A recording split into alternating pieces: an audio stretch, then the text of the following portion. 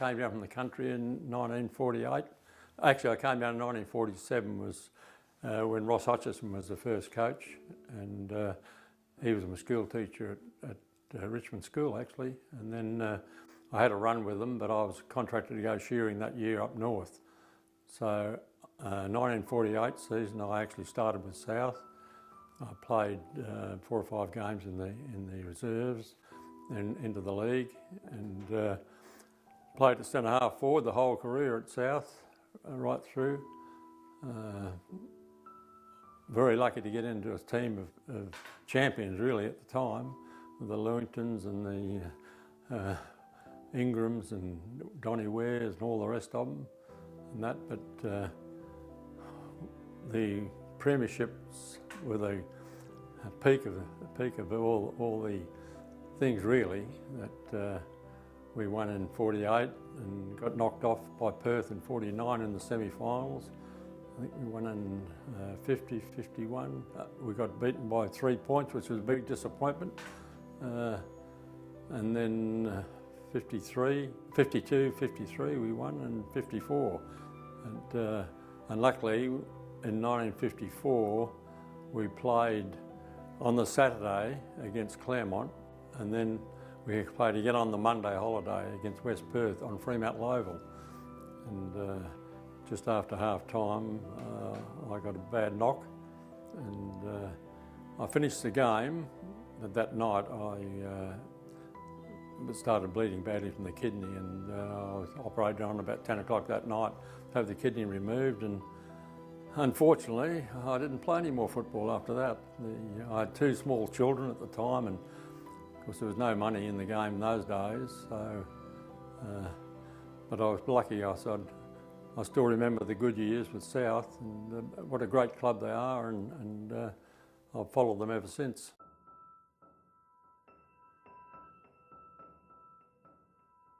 Yeah, well, I was playing in the centre forward, and I was running back towards the pocket. They'd kick the ball down from the centre, and I used to rest their ruckman in the pockets those days, instead of where they come off now and have a sit down.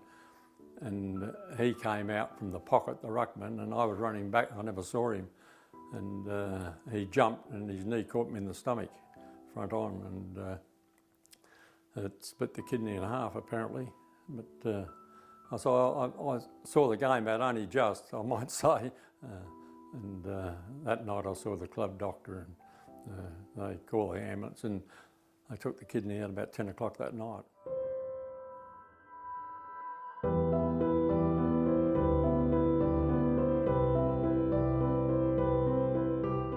Which was a bit of a blow, yeah. Only 26 at the time, or I hadn't turned quite 26 really.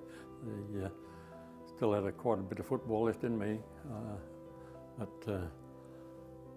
so I continued shearing for a while, and then I purchased a farm, and now my son's running the farm and still on it, and I'm retired.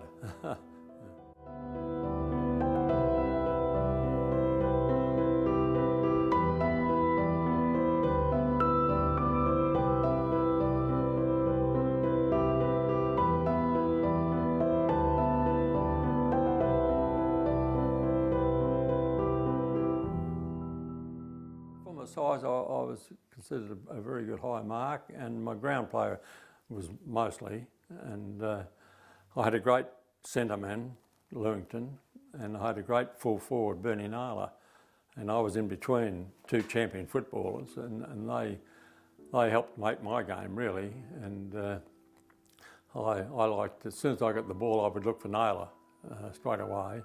But I kicked a lot of goals over the years. I had a good average of goal kicking, and sometimes I'd pick up 5 or 6 goals, and other times 2 or 3. Well, the officials were just like one big family, really. You knew everybody personally, and they very friendly club, and they call themselves a family club, and they really are too. They really.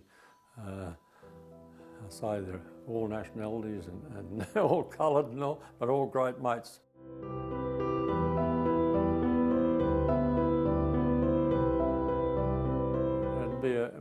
a shame if you know the waffle didn't continue.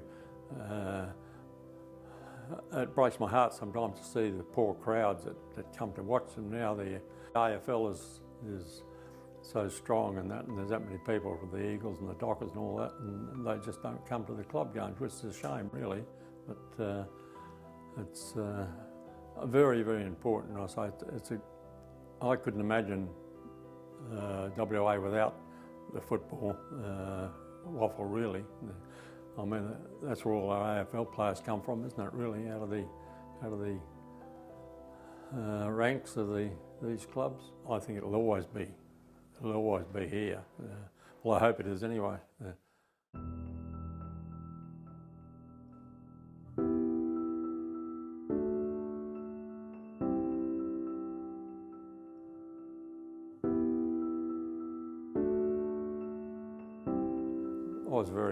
I was very proud to be a part of the South Fremantle Football Club in the good years and the bad years. Not that I was lucky; I didn't have any bad years. We were always in the finals, never missed out on the finals at all.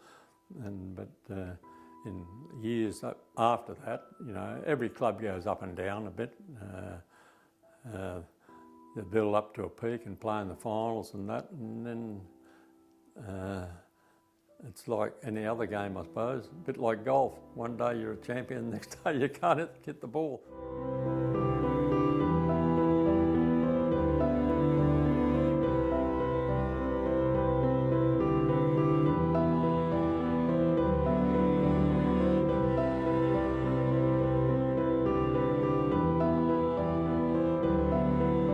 Bernie was a gentleman, a terrific chap.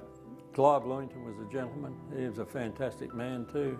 And well, every player that I played with, I looked up to really. They were all terrific men.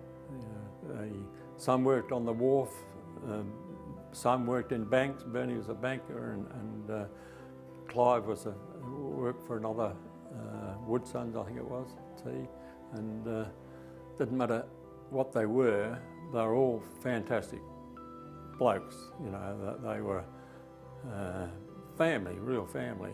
There wasn't a bad egg in amongst any of them, you could say. A terrific group of chaps, and that's why they were so successful. I felt, because we all had a real strong bond, and we went out there to win at all costs.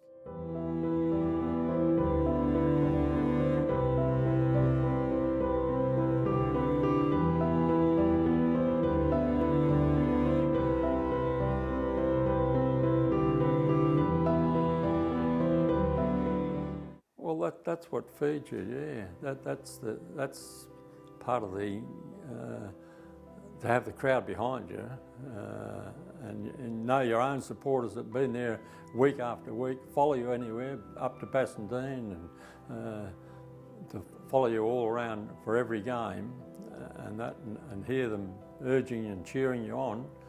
That's what warms your heart inside and gives you that thing to do better. Never be satisfied. You can always play better.